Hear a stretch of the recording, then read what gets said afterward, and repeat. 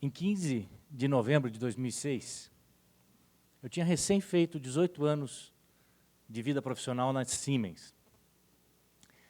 E eu tomei um choque quando chegava ao escritório, meu escritório em Nuremberg, na Alemanha. Estava lá trabalhando numa área de negócios há algum tempo.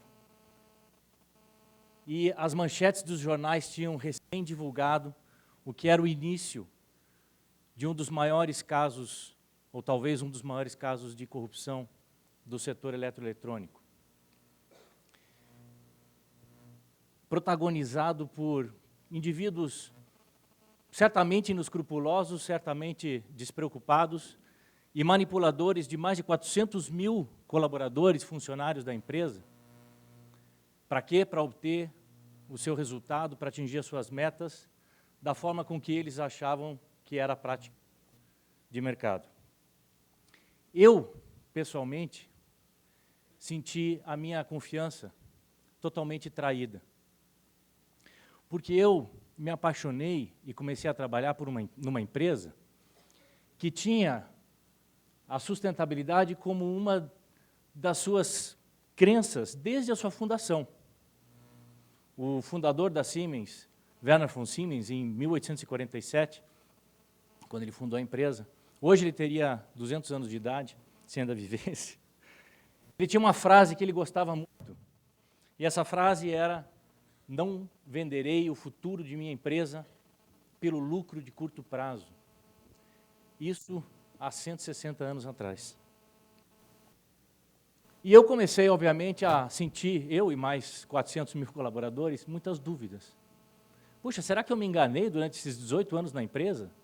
Será que todos nós nos iludimos? Será que vai ser o fim da empresa depois de 159 anos de legado? Realmente essas perguntas e essas questões estavam nas nossas cabeças naquele momento quase todos os dias. E as respostas para essas perguntas iam vir das ações que a empresa tomou na sequência. A empresa teve uma reação absolutamente radical. Trocou o comando global da companhia imediatamente. Estabeleceu investigações internas com o objetivo de ir ao fundo das questões. Iniciou colaboração franca e honesta com as autoridades no mundo inteiro. Estabeleceu controles, procedimentos e, acima de tudo, conseguiu ressuscitar um pouco daquele espírito fundador, que era o de usar a tecnologia e colocar a tecnologia a serviço da humanidade, a serviço da sociedade, com responsabilidade. E nesse momento foi que surgiu, então, a versão atual do que é conhecido como o sistema de compliance da Siemens hoje. E, afinal, o que tem de tão especial nesse sistema de compliance? Que fez com que eu e muitos outros, a maioria dos colaboradores, recobrassem a confiança na empresa depois do acontecido em 2006. Ele é baseado em 3 grandes pilares. O primeiro pilar é a prevenção, prevenir. E a prevenção se encarrega de educar as pessoas para o comportamento ético, educar as pessoas dentro e fora da empresa. Nós atuamos de diversas formas. Nós atuamos com cursos, com palestras, com debates, participamos profundamente da discussão de o que é ética nos negócios e como influenciar o meio à nossa volta. E fazemos isso para criar uma base de negócios e de colaboradores que entenda que a ética nos negócios é a única forma aceitável de fazer negócios. O segundo pilar é detectar. E entre detectar, entre outros, é criar um canal eficaz de denúncia, um canal que tanto pessoas internas como externas à organização confiem que suas denúncias serão ouvidas, serão investigadas e que os resultados dessas denúncias vão gerar consequências. E, por fim, responder como terceiro pilar.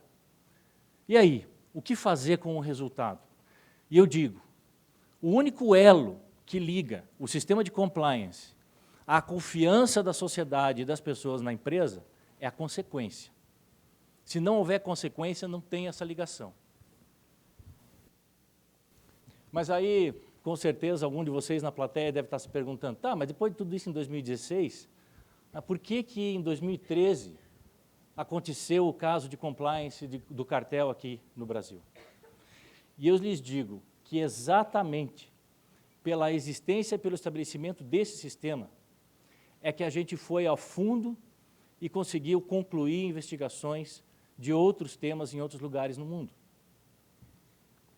Em 2012, eu assumi como CEO aqui no Brasil e iniciei logo um programa de transformação cultural. Um programa de transformação com o objetivo de criar um sentimento forte de colaboração, de participação, de transparência entre as pessoas que aqui trabalhavam. E eu gosto de acreditar que foi a minha postura pessoal declarada com relação à ética e à transparência que deu um empurrãozinho final que precisava para que as pessoas colaborassem finalmente com essa investigação e a gente conseguisse concluir em 2013. Mas e aí? Aí vem o tal dilema.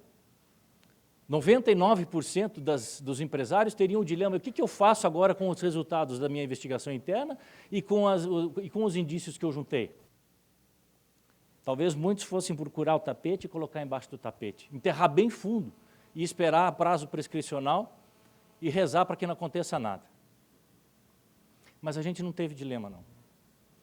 Quando eu apresentei o resultado das investigações para o Comitê Executivo Global, não demorou nem 30 segundos para ter unanimidade de todos de que nós deveríamos apresentar as evidências e apresentar os resultados para as autoridades. Foi aí que a gente foi procurar o CAD e fazer um acordo de leniência. Foi nesse momento que eu tive um alívio, porque eu pensei, puxa, essa é a minha Siemens. É essa empresa que eu quero, que tem consequência, né, mesmo que as consequências sejam dolorosas para a empresa. Um pouco de tempo depois de fazer o acordo de leniência, no domingo, me lembro muito bem, eu estava em casa, surgiram as manchetes. Todo o caso do cartel exposto na mídia.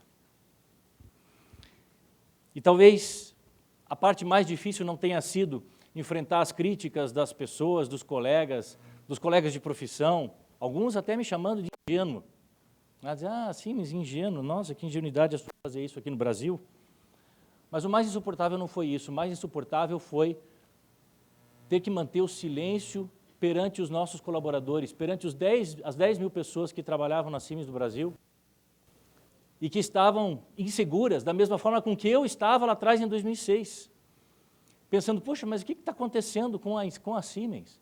E por causa do acordo de confidencialidade, eu não podia, sem dúvida nenhuma, não podia comentar absolutamente nada dentro da empresa. Esse foi um período extremamente difícil. Durou um pouco mais de um mês até que nós conseguimos a autorização do CAD para que a gente pudesse divulgar que sim, fomos nós que fizemos a denúncia, sim, nós fizemos isso de maneira voluntária, porque isso está de acordo em linha com os nossos preceitos de compliance. Tá? E sim, nós vamos encarar as consequências. E vamos, na medida do possível, reparar os danos. E nessa hora, a gente conseguiu então criar um boletim interno. Toda sexta-feira, eu dizia, esse é o Q&A do cunhado.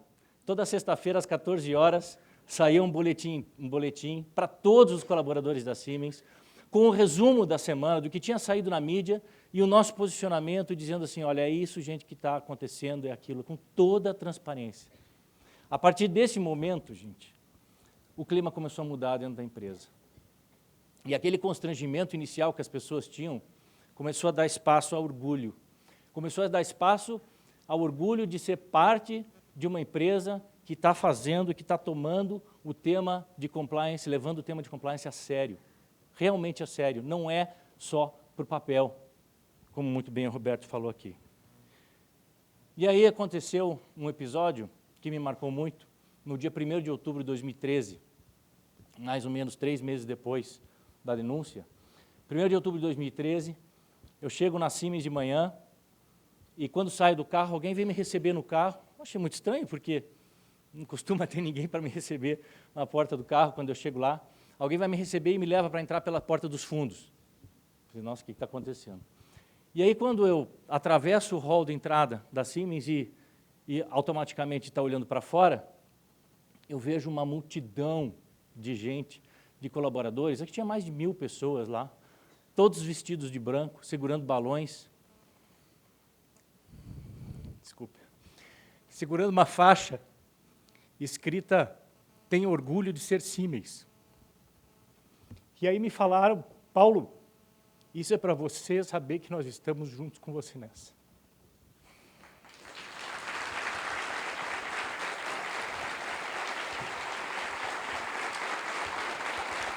Obrigado.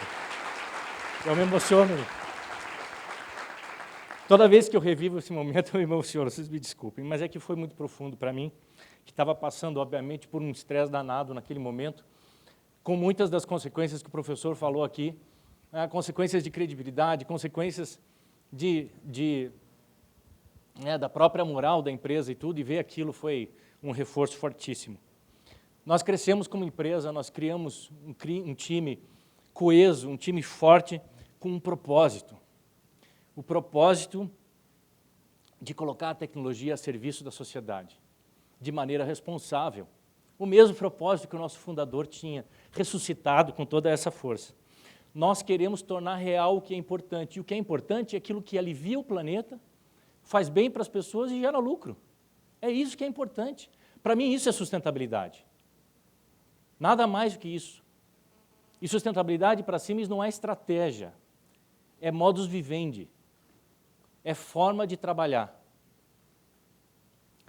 Para alguém trabalhar na Siemens hoje, precisa entender esses valores e pensar dessa maneira. Planet, People, Profit. Essas 3 coisas trabalham em conjunto. E para todos nós, para que todos nós deixemos um legado que vale a pena, nós temos que entender que a gente influencia o ambiente à nossa volta. A gente influencia o ambiente de negócio de maneira mais marcante do que a gente pode imaginar. E eu vejo muita gente reclamando da economia, reclamando da política, reclamando da corrupção, reclamando do achaque dos agentes públicos, reclamando de um monte de coisa. Mas essas mesmas pessoas estão dando um jeitinho para tomar e levar alguma vantagem em alguma situação. Pode ser uma situação pequena, como parar em fila dupla para pegar um remedinho rápido na farmácia. Um monte de pessoas aqui pensando, puxa, já fiz isso. Mas pode ser também sonegar o imposto de renda.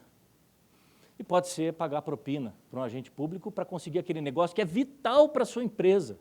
Puxa, mas se eu não fizer isso, minha empresa vai à falência. Eu disse, bom, é bom você pensar bem o que você vai fazer depois que ela for à falência.